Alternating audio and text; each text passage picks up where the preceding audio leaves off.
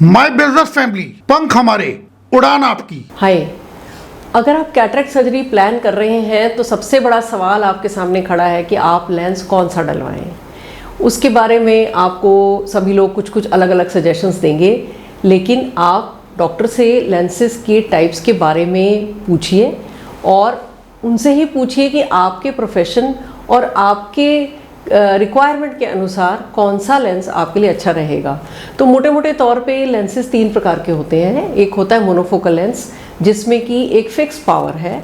हम लेंस की power calculate कर लेते हैं और अगर हमने दूर की पावर के हिसाब से लगाया है तो आपको दूर का अच्छा दिखाई देगा, लेकिन पास के लिए आपको चश्मा लगाना पड़ेगा। अगर हमने पास के लिए उसको कैलकुलेट किया है तो आपको दूर का चश्मा लगाना पड़ेगा। आपको दूर पास दोनों का ही चश्मा नहीं लगाना है तो आपके पास 2 ऑप्शंस हैं। या तो आप ट्राईफोकल लेंस लगवाएं जिसमें कि रिंग्स होते हैं, या एक मल्टीफोकल लेंस जो बाईफोकल लेंस की तरह से काम करता है, उसमें भी रिंग्स होते हैं।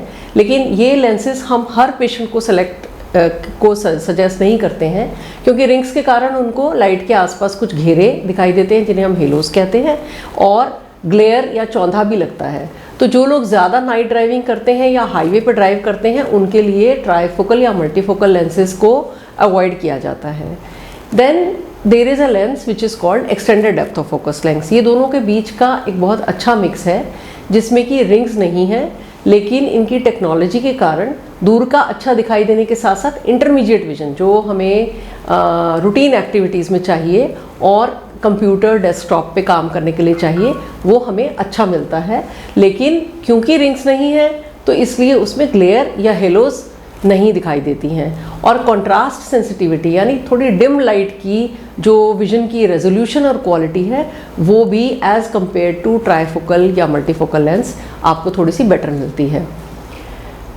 अगर आपको डायबिटीज़ है तो डॉक्टर पहले ये चेक करेंगे कि शुगर का इफ़ेक्ट आपके पर्दे में तो नहीं आ गया, जिसको कि डायबिटिक रेटिनोपैथी कहते हैं, क्योंकि उसमें भी कंट्रास्ट सेंसिटिविटी ऑलरेडी थोड़ी कम हो गई होती है और लेटर ऑन डायबिटिक रेटिनोपैथी का ट्रीटमेंट भी करना होता है। तो उन पेशेंट्स में हम बाय चॉइस मल्टीफोकल या ट्राईफोकल लेंस सजेस्ट नहीं करते हैं।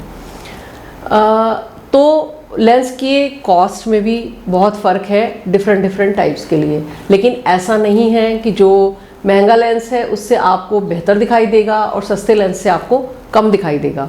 अगर आपका रेटिना यानी पर्दा अच्छा है तो हर टाइप के लेंस से अगर सर्जरी अच्छी हुई है तो आपको अच्छा दिखाई देगा।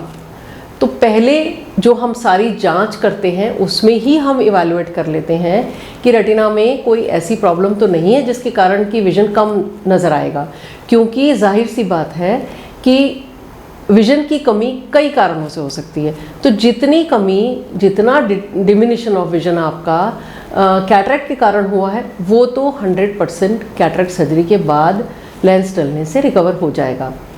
लेकिन अगर कुछ एसोसिएटेड रीजंस और हैं, जैसे कि एज रिलेटेड मैकुलर डिजेनरेशन या डायबिटिक रेटिनोपैथी या काला मोतिया, उसकी वजह से जो डैमेज हो चुकी है वो कैटरेक्ट सर्जरी से कवर नहीं होगी।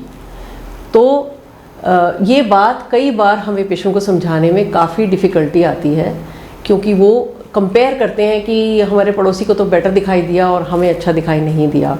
तो अगर आँख में जितनी गुंजाइश है यानी कि मैक्सिमम पॉसिबल विजुअल एक्यूटी जितनी है उतना ही दिखाई देगा कैटरेक्ट सर्जरी के बाद। लेकिन कैटरेक्ट सर्जरी छोटे कट की विधि द्वारा करे जाने के कारण और अच्छी टेक्नोलॉजी के लेंसेज के कारण अब बहुत सेफ, बहुत प्रिडिक्टेबल हो गई है, और हम बल्कि अब उसको कैटरेक्ट रिफ्रैक्टिव सर्जरी कहते हैं। तो आप कैटरेक्ट सर्जरी के लिए कॉन्फिडेंटली डॉक्टर के पास जाएं, बगैर टांके वाली, बगैर स्टिच के, बगैर इंजेक्शन, एक सेफ सिंपल सर्जरी करवाएं, और ये सर्जरी में टाइम भी ज़्यादा नहीं लगता है।